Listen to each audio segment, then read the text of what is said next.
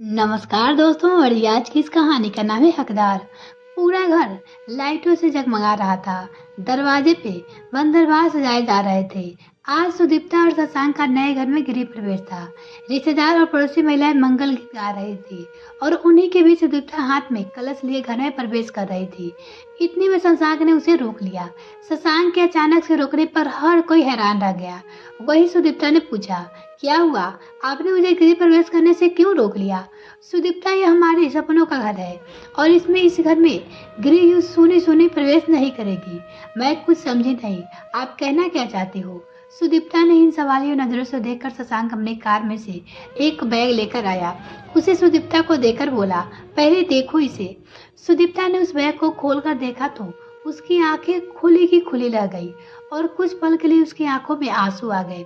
अरे, ये तो मेरे गहने हैं। ये कैसे? आज तुम इन्हीं गहनों को पहनकर अंदर प्रवेश करोगी। सुदीप्ता ने वही दरवाजे पर वो सारे गहने पहने और उन गहने को पहनकर उसके चेहरे पे जो खुशी थी उसे देखकर शशांक के दिल बहुत तसल्ली मिली थी।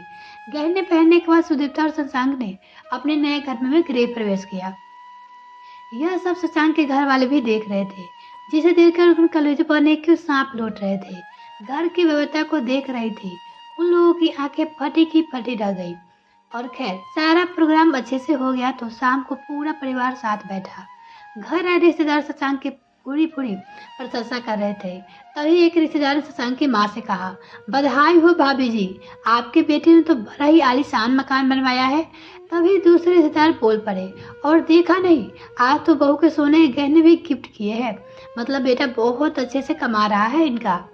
उन लोगों की बात सुनकर शशांक की माँ बोली, हाँ भाई, बेटा तो खूब कमा रहा है, पर क्या फायदा? सब कुछ अपनी बीवी के लिए ही तो कर रहा है।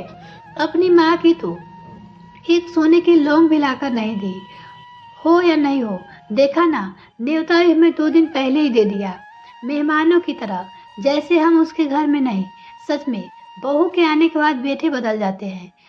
अब की बार शशांक के पापा ने कहा। यह बातें हॉल में आते हुए शशांक ने सुन ली और वो सीधे अपने माता पिता के सामने आकर खड़ा हो गया। मैंने आपको बहू को सोने गहने गिफ्ट किए हैं, वो आपको दिखे। जरा आंखें खोलकर गौर से देखती तो ये भी दिखती कि ये वही गहने हैं जो आपकी बहू ने मुझ पर विश्वास करके दिए थे, जो उसके मायके से आए थे। लेकिन आपने तो साफ मना कर दिया था कि आपको मुझ पर विश्वास ही नहीं है, इसलिए हम तुम्हारी मदद नहीं करेंगे। फिर आज किस हक से आप ये सब कर रहे हैं? मैं तो आपको बुलाना भी नहीं चाहता था, पर आपकी बहू ने ही मुझे मजबूर किया आपको बुलाने के लिए। और आज आप यहाँ बैठकर उसी बहू के बारे में बातें बना रहे हो। काश काश आपने मुझ पर विश्वास किया होता तो मैं आपका ही बेटा था ना। तब तो आपको मुझ पर विश्वास नहीं हुआ, और फिर आज ये सब क्यों? शशांक की बात सुनकर उसके माता पिता की नजरें नीचे हो गई और शशांक अपने कमरे में चला गया। वही पास में सारी बातें सुदीप्ता भी सुन रही थी। उसे याद हो आई वो बातें, रात जब वो शशांक का इंतजार कर रही थी। रात के 12 बज चुके थे, लेकिन शशांक अभी तक कोई पता नहीं था। सुदीप्ता शशांक के इंतजार में अपने ही कमरे में इधर उधर घूम रही थी, जबकि घर के बाकी लोग सो चुके थे। पिछले कुछ दिनों से शशांक का यही रवैया रहा था। रात को लेट आता और फिर खाना भी नहीं खाता, पर फिर भी घर में सब लोग की चैन की नींद आ जाती। ऐसे कैसे घर में किसी को नींद आ सकती है? शशांक आखिर इस घर का बेटा भी तो है। थोड़ी देर बाद ठीक 1 बजे डोरबेल बजी। सुदीप्ता ने भागकर दरवाजा खोला तो सामने शशांक था। परेशान सा थका हुआ शशांक घर में दाखिल हुआ और सीधे अपने कमरे में चला गया। सुदीप्ता भी उसके पीछे पीछे कमरे में आ गई। आज फिर लेट हो गए आप, खाना लगा दूं? हाँ, आज फिर लेट हो गया, पर रहने दो, मुझे भूख नहीं है। कुछ खाया था शाम को? नहीं, पर सच कह रहा हूँ, भूख नहीं है, नींद आ रही, मैं सोना चाहता हूँ, कहकर शशांक कमरे बदल कर चला गया। वही सुदीप्ता रसोई में आकर एक गिलास दूध भरकर शशांक के लिए ले आई। खाना नहीं खाना तो कोई बात नहीं, दूध तो पी लो, नहीं तो कमजोर आ जाएगी।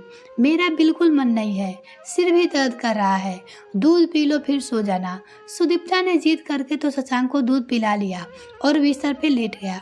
सुदीप्ता वही उसके पास बैठ गई, उसके सिर सहलाने लगी, जिससे थोड़ी देर बाद ही शशांक को नींद आ गई। पर थोड़ी देर पता नहीं कैसे अपने आप को शशांक की नींद खुल गई। क्या हुआ? क्या करूं सुदीप्ता? कुछ समझ नहीं आ रहा है। माँ पापा ने भी मदद करने से इनकार कर दिया है। कहते हैं पैसे गुड़िया की शादी और मनोज की पढ़ाई के लिए इकट्ठे कर रखे हैं, पर गुड़िया तो अभी कॉलेज में आई है। उसकी शादी को भी 4-5 साल है और मनोज, उसे तो पढ़ने में इंटरेस्ट ही नहीं है। 2 साल से पढ़ाई छोड़कर इधर उधर घूम रहा है, पर उन्हें शायद मुझ पर भरोसा नहीं है। उन्होंने तो यह भी नहीं सोचा कि जब मेरी अच्छी नौकरी थी तो वो भी पैसे मैंने ही दिए थे ना। कहाँ से पैसे का अरेंजमेंट करूँ? आप ही कहो तो मैं आपसे कुछ कहूँ? हाँ, माँ बाबू जी के पैसे नहीं दे तो कोई बात नहीं, मेरे गहने हैं ना, क्यों ना हम उन गहनों को लोन पे चढ़ा दे, पैसे का अरेंजमेंट भी हो जाएगा और बाद में जब आपका काम अच्छा चलेगा तो हम गहने चुरा लेंगे। सुदीप्ता की बात शशांक को सही लगी तो उसने कहा, ठीक है, कल तुम अपने गहने मुझे दे देना, मैं बाजार में उसका मोल पता कर लूँगा। शशांक अपने पत्नी से कहा। दूसरे दिन सुदीप्ता ने सासू माँ से कहा, माँ जी ये बहुत परेशान है, पैसे का अरेंजमेंट हो नहीं पाया और अभी नया नया जमता हुआ बिजनेस है, अगर अच्छे से जम गया तो हम सबका भला होगा। देख बहू, हम पहले ही कह चुके थे कि हमारे पास कोई पैसे नहीं है, हमारे 2 बच्चे हैं और उनके बारे में हमें सोचना है। नहीं नहीं माँ जी, मैं पैसे के लिए नहीं कह रही हूँ, मैं तो कह रही थी कि तू कहना क्या चाहती है बहू, सीधे मुद्दे पे आ। वो बोली, माँ जी मैं ये कह रही थी कि वो जो मेरे गहने हैं ना आप मुझे दे दीजिए, उसे लोन पे चढ़ा कर हम लोग बिजनेस में लगा देंगे, पैसे का अरेंजमेंट भी हो जाएगा और फिलहाल इनकी टेंशन भी हटेगी। भविष्य में जब इनका काम अच्छा चलेगा लगेगा तो फिर उन गहनों को छुड़वा लेंगे। कौन से गहने? देख बहू, तुझे अपने गहने लोन पर चढ़ाने का शौक है तो बेशक तेरे मायके से आए हुए गहने चढ़ा, पर ससुराल गहने पर नजर ही मत रखना। अभी मुझे एक और बहू ब्याह कर लानी है और तुम्हारा क्या है, कल को शशांक का काम नहीं चला तो, इसलिए मुझे तो माफ कर। सास बोली। यह बात माँ इतने जोर जोर से कह रही थी कि अंदर कमरे में शशांक को सुनाई दे रहा था। सुनकर उसकी आंखों में आंसू आ गए। माँ को उस पर बिल्कुल भी भरोसा नहीं था। शशांक ने बाहर आकर अपनी माँ से कहा, पर माँ वो गहने भी तो मैंने ही खरीद कर लाया था ना। वो बोला, तो मैं क्या करूँ, वो गहने तो ससुराल वालों की तरफ से सुदीप्ता को चढ़ाए गए थे, इसलिए वो गहने ससुराल वाले के ही तो कहलाएंगे। सुदीप्ता की सास बोली, पर माँ वो गहने मैंने अपनी मेहनत से ही तो बनवाए थे। शशांक अपनी माँ से बोला, अच्छा आज तो इतना बड़ा हो गया कि अपनी माँ से जवान लड़ा रहा है, आज तो अपनी पत्नी के गहने के लिए तेरा मेरा करने लगा। इतना तो तेरा मेरा करने का शौक है तो अपने घर का बंदोबस्त कहीं और कर ले, क्योंकि जिस घर में तुम रह रहे हो ना वो घर हमारा है।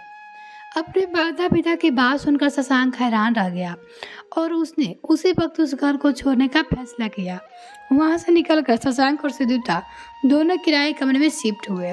सुदीप्ता के मायके वाले के दिए हुए गहने अपने किसी दोस्त को बेचकर शशांक ने अपना बिजनेस आगे बढ़ाया। साथ ही साथ उसका यह वादा किया कि वो इन गहनों को बेचे नहीं, क्योंकि भविष्य में इन गहनों को खरीदेगा जरूर।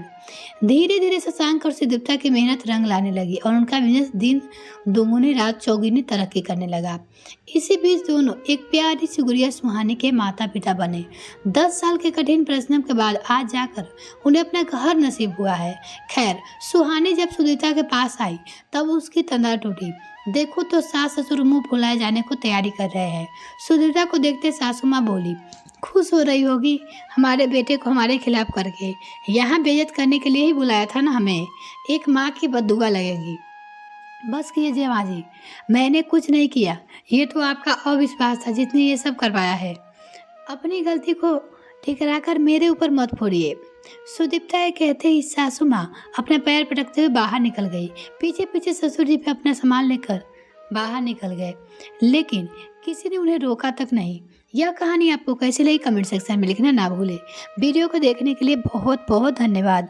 अगर आपने अभी तक चैनल को सब्सक्राइब नहीं किया तो प्लीज़ सब्सक्राइब कीजिए।